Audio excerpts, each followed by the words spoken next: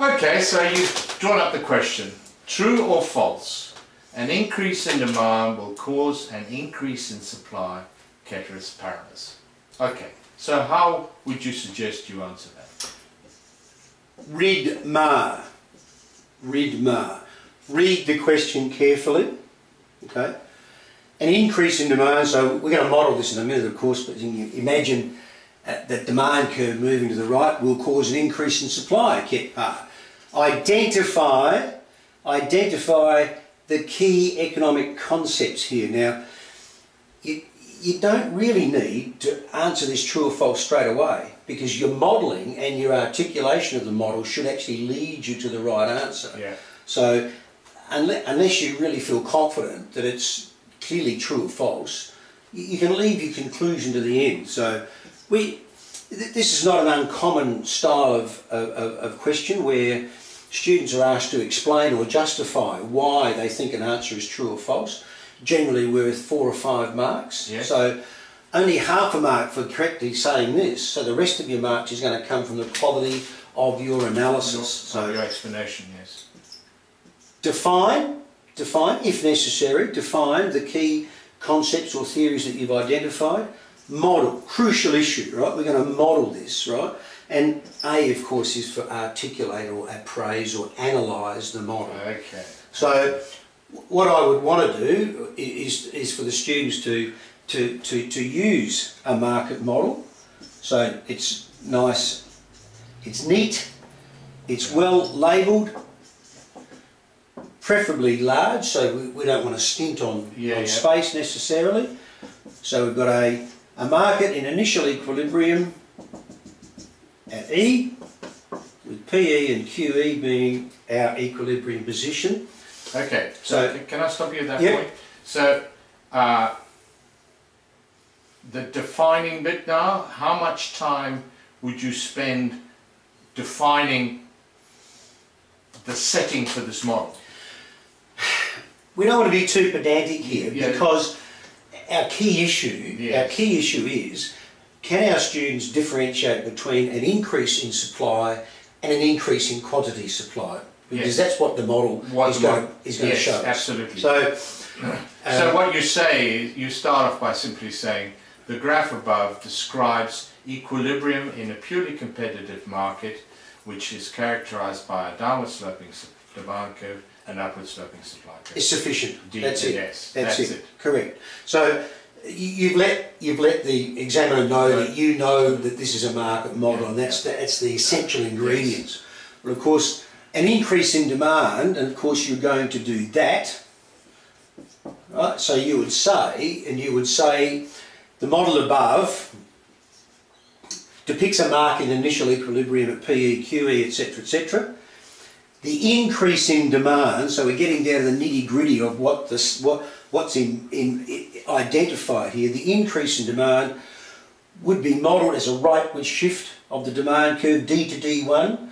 And you could mention here, if you wanted to, without again being too pedantic, you don't want to list off all the factors affecting demand, but maybe say, e.g., an increase in incomes, an increase in consumer expectations, a change in taste and preferences, one or two of those, just to add that little bit of detail, but without going overboard. Yes, because if a student says that, it is showing a great understanding of the model. It is. And you can't give him a lower mark than somebody who, that simply doesn't do that. That's correct. At some stage, we need to allude to the fact that this is important. So I would be looking for my high quality students to actually explain that they know that ceteris paribus means all other factors held constant. Or in this particular case, of course, what's important is that the factors affecting supply have been held constant. Exactly. And the movement is actually upwards along an unchanged supply curve. Yes. So the price has risen, the increase in demand will, ket par, give rise to a higher equilibrium price. Yes. And of course, there's an increase in quantity traded from QE to Q1, Yes. and technically, of course, this is an increase in quantity supplied. Yes. And Yes. this is where you need to really start to focus on what you've identified as the key issue. So you're now really starting to analyse, appraise, articulate your understanding of this core issue. So some students might be tempted to say the increase in supply would actually be caused by a change in one of the non-price determinants of supply.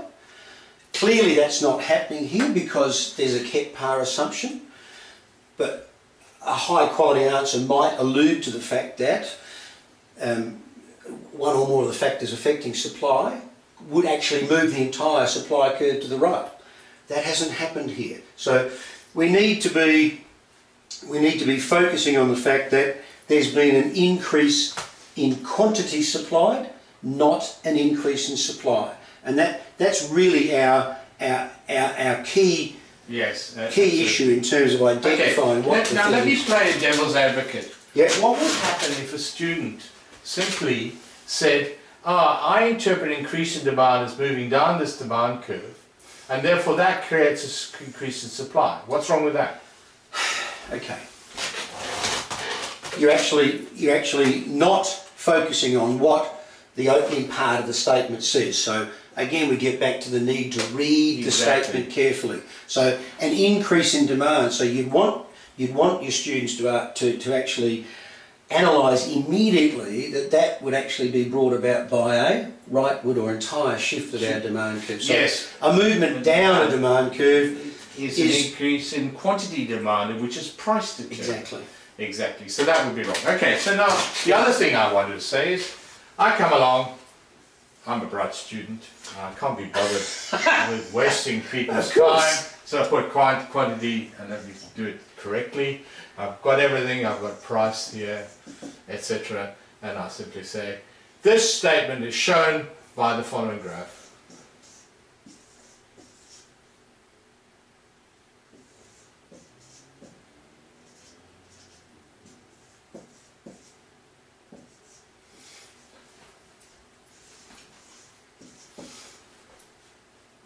And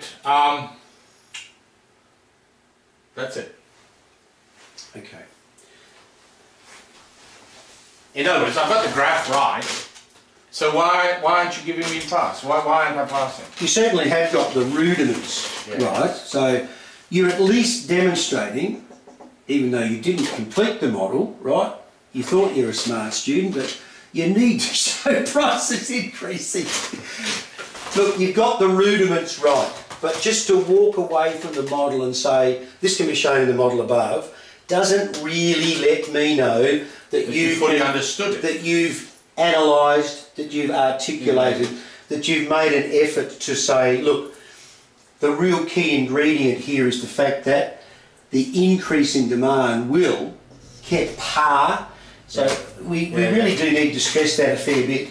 Yeah. That this analysis relies upon that assumption. So, and yes, you've also missed the focus of rising prices, and the movement is actually up along an unchanged supply curve. Yeah. So just to walk away from it, say this can be shown in the model above, for a question like that, what am I motivated to give you? Maybe 2 out of 5, maybe 2.5, yes. if I'm feeling generous, yes, right? Yeah. But don't forget, as you said before, the high quality students already occupying the HD space, the 4.5 out of 5. So once I've got that in my mind as a marker, that's the quality I'm looking for, this just doesn't scrub up. No, it would be inequitable to give that the same marks. Yes. Although your model is essentially correct. Exactly. But the key is, of course, draw the picture, describe the picture. Yes. Describe it in the context of the